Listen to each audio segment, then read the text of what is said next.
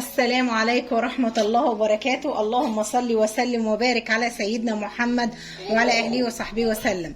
ازيكم عاملين ايه؟ كل سنة وانتم طيبين. يلا بقى معانا في تجهيزات رمضان كده. بما ان الطماطم دلوقتي سعرها مرتاح شوية، من بين الكيلو ونص ب10، وفي مثلا كيلو وربع، وفي لو شروة برضو بتبقى حلوة. انا جبت دول شروة، انا جايبة 15 كيلو. رحت كده ايه متأخر في السوق ولقيتها بقى ايه احلى الطماطم اللي تعمليها صلصة. احلاها اللي هي تبقى طماطم بلح زي دي كده، او طماطم مرجان بتبقى حمراء ومدورة. بس انا طبعا بما اني على فكرة مبقاش في بلح كتير، انا بالصدفة لقيت دي مع الست فجبتهم. غسلتهم كويس قوي عشان الطماطم بقى فرمله، وقمت مقطعاها كده كلها كده متقطعه. وطبعا هقوم حطها على البوتاجاز. انا برضو هنقل معايا التليفون على البوتاجاز. دايما بقول لكم هحطها، مش هحط فيها اي ميه، واحطها على نار هاديه، وهبتدي ان انا ايه اغطيها عشان البخار بتاعها يبتدي يسوي فيها. وخليكم معانا، هنعمل اجمل واحلى صلصه، احلى من صلصه المحلات. والطماطم كل حاجه عماله تغلى، والطماطم هتبقى ب 12 جنيه نفس كمان اسبوع من بق البياع. قال لي الطماطم هتغلى طبعا شهر رمضان، ففي ناس كتير برضو بتاخد. بس انا كل ما في الامر انا بوريكم طريقه جيده وحلوه لعمايل الصلصه، وتبقى جميله جدا معاكي. وخليكم معانا، ما تنسوناش في لايك واشتراك في القناه وتفعلوا الجرس يوصلكم كل فيديوهاتنا من مطبخ سلوى. ويلا نخش على البوتاجاز. بسم الله الرحمن الرحيم. معلش ورجعنا تاني، بس النور فصل. هنوره تاني اهو. معلش بس ثواني، كنت بنور الكاميرا. طبعا معاكم شايفين الطماطم بقى كده اهي. ببتدي اجيب من تحت لفوق، والنار يعني متوسطه زي ما انتم شايفين كده. نبتدي طبعا هي كام مرحله يعني، لسه كل ده هيستوي كويس قوي اهو. يعني ببتدي ان احنا نجيب اللي تحت فوق كده واللي فوق تحت. انا بس بوريكم مرحلتها، وبعد كده بنقوم مغطين عليها عشان البخار بتاعها ده هو اللي بيسويها، لان انا عايزه اسويها كويس قوي عشان الخطوه اللي بعد كده.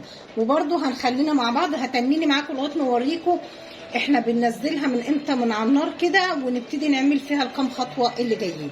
متنسوناش في لايك وكده. بصوا زي ما انتم شايفين اهي كده، هي كده بقى. انا سايباها بقى لها ساعه اهي يا جماعه. هي كده استوت، لان تتك عليها كده اهي، ابتدت القشره تفصل عنها زي ما انتم شايفين كده. هطفي عنها النار وهسيبها تبرد نص ساعه، ونرجع نشوف هنعمل فيها ايه. رجعت لكم تاني كده بعد ما بردت اهي يا جماعه. بصوا احنا لازم الميه ديت زي ما انتم شايفين كده، الميه دي لازم نشيلها. ليه بقى؟ لان الميه دي لو انتوا جيتوا دقتوها هتلاقوها كلها ملانه يعني مره كده، وفيها ايه حمضيات. فاحنا هنقوم بمعلقه كده نقوم صفيين الميه دي كلها كويس قوي، ونضربها في الخلاط، نضربه بالهاند برندر، يعني كل اللي عندك متاح، كبه، خلاط، المهم ان احنا نضربها حلو. ونيجي ايه ونصفيها في المصفى. يعني احنا عايزين نضربها كويس قوي واصفيها معاكم بالمصفى. فخليكم معايا، ما تنسوناش في لايك واشتراك في القناه، تفعلوا الجرس يوصلكم كل فيديوهاتنا الجديده من مطبخ سلوى. وهرجع تاني، انا هفضي الميه دي ونرجع تاني مع بعض. دي جايه ماشي. ورجعت لكم تاني. بصوا بقى معايا مصفى اهي زي ما انتم شايفين كده. المصفى دي كده طبعا انا بس عشان الكاميرا ومش مالكه، انا هصفي الطماطم كلها هنا، صفها كويس قوي، لان هنرجع نحطها تاني على النار ونحط فيها مكونين نخلصها بس كده ونرجع تاني. تمام، خليكم معانا. ورجعت معاكم تاني. شايفين اهوت. انا بقرب الكاميرا بعد ما انا كده صفتها بالمصفى. هوريكم الحاجات والله اللي طلعت منها. يعني شوفوا الحاجات دي، احنا لو ما نصفيهاش مثلا، شوفوا كل الحاجات دي. شايفين الحاجه دي اهي. كل الحله دي ملانه، مش عارفه يا ترى باينه ولا لا. كل ده طلع منها. شوفوا يا سيدي بقى، يا ستي بقى انت وهي، ايه المكونين اللي احنا هنحطهم عشان تبقى جميله كده. خليكم معانا وهنرجع تاني اظبط الكاميرا. معلش معذره، بس كانت الكاميرا من عصا حاجات من ايدي فمنغبشه الكاميرا. بصوا بقى يا جماعه الحاجتين اللي احنا هنحطهم، هنحط كده طبعا عشان معايا 15 كيلو هنحط لهم معلقتين ملح. تمام. ونحط مكون كمان ده جميل جدا بيحفظها وبيشيل الحموضه، يعني بيقلل الحموضه، برده معلقتين سكر عشان الكميه، ما انت تبع الكميه. تمام كده. هحط حاجه كمان،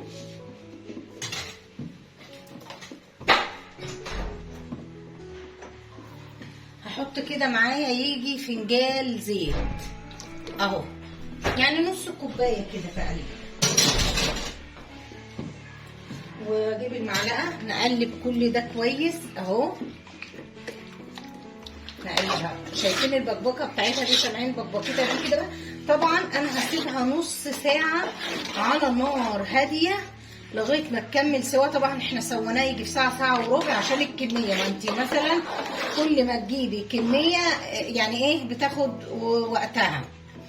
بصوا بقى ايه، انا هسيبها يجي نص ساعه كده، ساعه الا ربع، وبعدين هطفي عنها وهسيبها تبرد خالص وايه، وهنعبيها سوا وهتشوفوا النتيجه برضو بعد ما تستوي هتدينا اللون الجميل. صحيح بجد بنتعب شويه، هو يبقى يوم تعب بس والله هتريحي. يجي شهر رمضان ده تجيبي الكيس كده صلصه جميله عاملاها احسن ما تشتريها من بره، هتريحي جسميا وهتريحي جيبك كمان، لان الطماطم هتغلى والله كله من بق البياع. الطماطم هتغلى، والصلصه اصلا دلوقتي الصلصه بقت تيجي انا مش عارفه ما بقاش لونها صلصه بصراحه. انا جبت بطرمان لضيق النهار كنت اتزنقت فيه، وجبت بقول لابني ايه اللون ده؟ لونها سمره وما هي الصلصه وما فيهاش اي طعم خالص. شوفي بقى دي هتيجي بجمالها كده وحاجه طبيعيه جميله.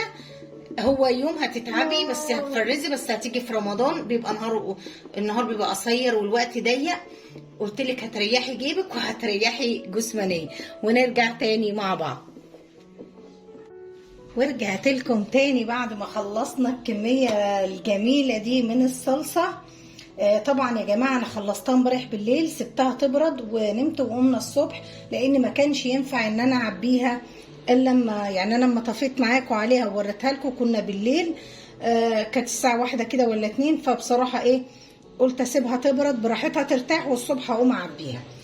شايفين بسم الله ما شاء الله. انا عايزه بس اقرب الكاميرا كده، والله العظيم مدياني نتيجه انا مبهره بيها، لان انا البطرمان ده صلصه انا اشتريته من قيمه يومين، اقسم بالله انا رميتها لان لقيت الصلصه سودة يعني وشكلها مقرف وجايب 10 جنيه. طب ليه؟